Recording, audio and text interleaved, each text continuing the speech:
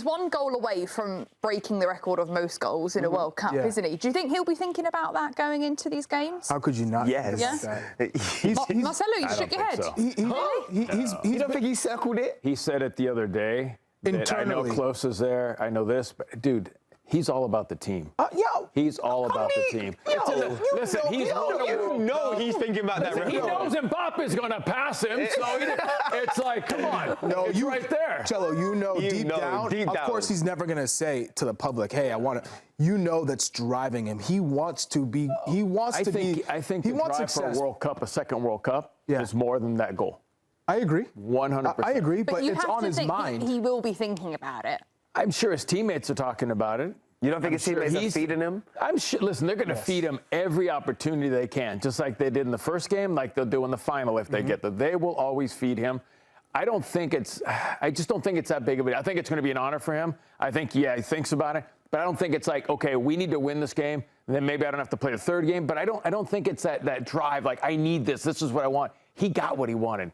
He got what he wanted 4 years ago with that trophy. Yeah. You saw how much it meant to him. When he walked up to it, he rubbed it, he kissed it. You could see the emotion in his eyes. That's what that country needed. That's what it wanted. So what do you think motivates him now, then? He's won the World Cup. That second trophy. The second trophy. Yeah, and making sure Ronaldo doesn't win it. And I wonder if they're going to Americanize it. You know, I know you don't watch the NBA, but like when LeBron James breaks a record, all of a sudden everybody stops. They bring like an announcer down, like the lights go real low in the middle of it. I don't know, After the game. We in the middle of the US. Maybe a water break. Hey, listen, I don't be surprised if some announcement comes up on one of them big screens in one of them stadiums, like, ladies and gentlemen, by the way, we just wanted to let everybody know that Leo Messi has just broken this. You don't think that's going to happen? You know what I mean? I like your American. Ladies and gentlemen, I just wanted to let you know. He would say, I just want to let you know. Ladies and gentlemen, we just want it was important to inform you that right now, Leo Messi has just, I can see it happening. That is funny, yeah. That is a Dallas Cowboys type of thing. I'm telling you. Yeah. Jerry Jones country, I'm telling you, it could happen. How about them Cowboys? If they do that, I may have to turn off the TV. I may have to do that. I may have to turn off the TV. They Americanize this. Do you know what? If he breaks the record, I think Nico would be the one announcing it. Yeah, that's true. Golden Ball, player of the tournament. Is it too early to say Messi's in the running for that? No, he's in the running, but it's too early to really have an idea of who the top 5 to 3 will be. I mean, you already have positive starts from Harry Kane, Erling Haaland, Kylian Mbappe, obviously Lionel Messi. There's just a number of players who have already obviously want that trophy, want that title to go down with their name in this tournament. But again, you're trying to measure team success versus individual success, and team success is what puts you over the top. And Messi is central to Argentina's success in this tournament, and they're the defending champions. They feel that they can win this tournament. So if Argentina do win the World Cup and repeat, he will be the Golden Ball winner, which will be incredible given that you're starting to see a lot of current MLS teams, players who are in this tournament having success. And you're telling me a player who's playing in MLS through and through can win the Golden Ball. What an accomplishment, not only for Lionel Messi, but for Concacaf and for Major League Soccer. He's not a bad player too. Like, if he sticks at this, he could have a half-decent career as well. You know what I mean? He's okay. Yeah, he's all right.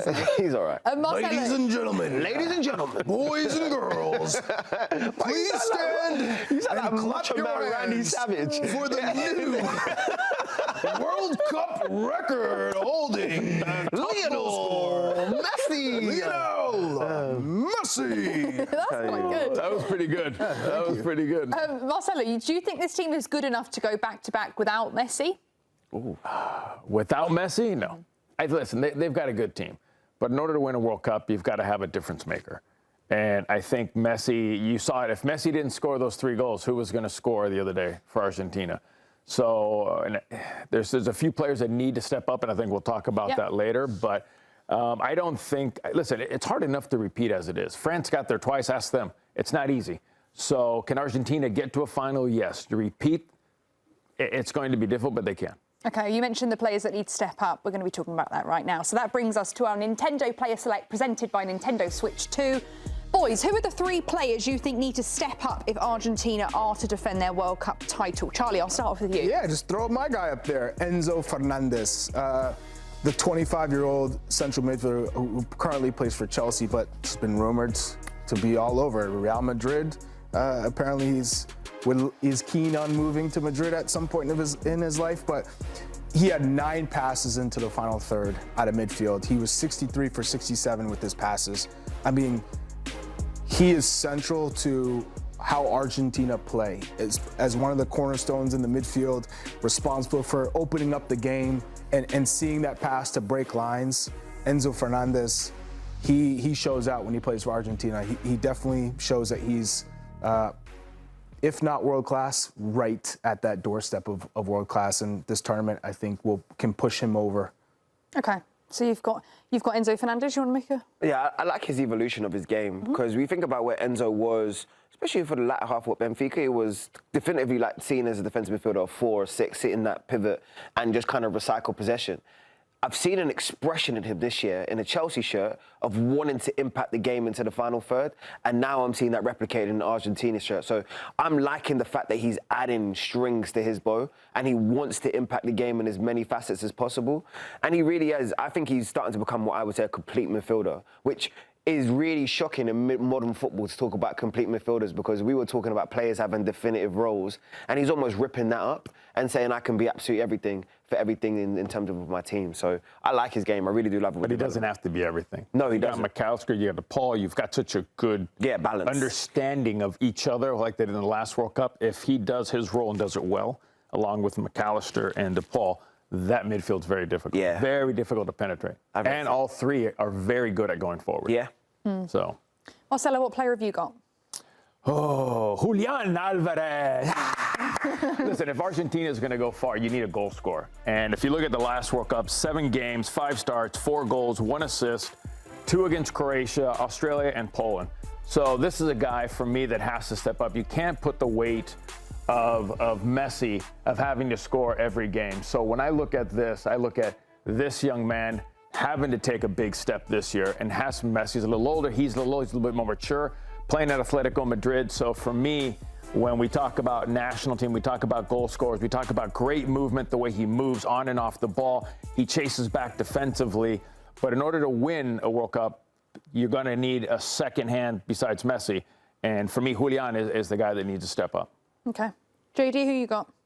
I've actually gone the complete opposite, because I feel like for so much for Argentina, we focus on the forwards and we focus on what they do in the attacking third. So I've actually gone for Romero.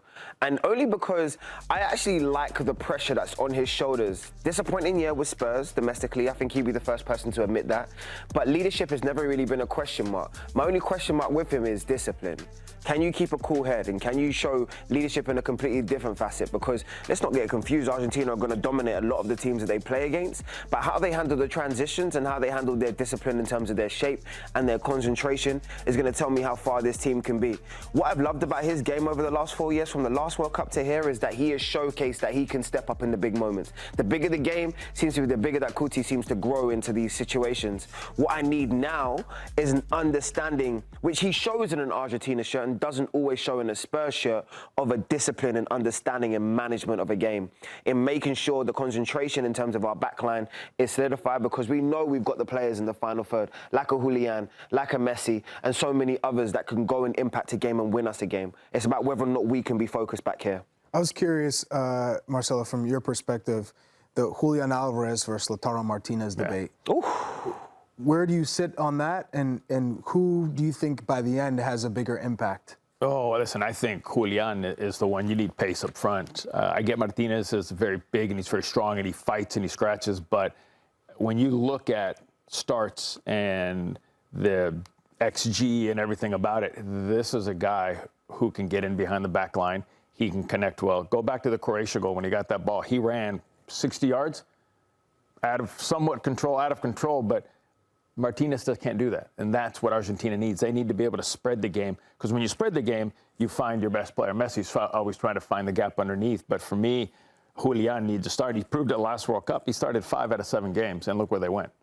So the problem is can you keep him healthy? But Chella, how important is form for this? Because what Lautaro done in terms of the back end of last season, obviously being crowned the champion as well, scoring so many goals, is the confidence, especially when you speak about someone playing a supporting role to Messi. Would you rather someone that has the confidence in terms of all the goals they scored domestically, or would you rather someone that you feel like is probably the better, more complete overall player? I think every game will bring a different challenge. And I think you looked at the first game for Argentina. Martinez do much for you? No. Exactly. He didn't do enough. I get it. Listen, he's at Inter, he scores goals. I get it, club soccer.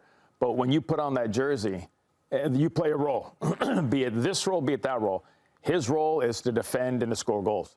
He doesn't do that very often. He didn't do that in the last World Cup. Julian did. Is he kind of like the Tevez?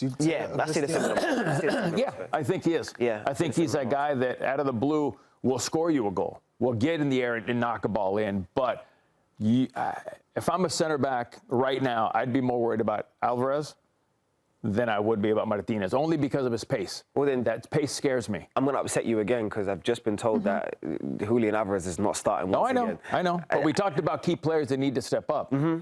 He needs to step up. So he needs a big moment for you. And you know when you was talking about replications from the previous time, you know who Julian reminds me of, the role he needs to play? You remember Kun Agüero? The positions that he found in terms of to support Messi, found the odd goal that was super important. If you're going to have your Lautaros, that's going to be your Carlos Tevez, then he has to be Kun Agüero. And Kun Agüero scored some big goals. Think about him and Higuain.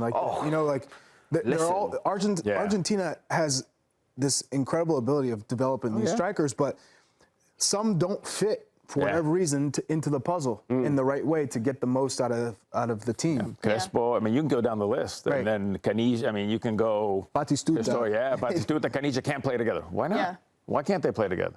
Play them and see what happens. You know what I mean? But it's like I said, can you play with two forwards? No. Because the other one has to be Messi. Because listen, in modern football now, teams run. So there's only one guy that maybe you can let... just a little bit loose and say you don't have to defend as much, and that's Messi. Everybody else has to defend. Yeah, well, that's Argentina versus Austria. Quickly, if Messi scores, what are they going to say in the stadium?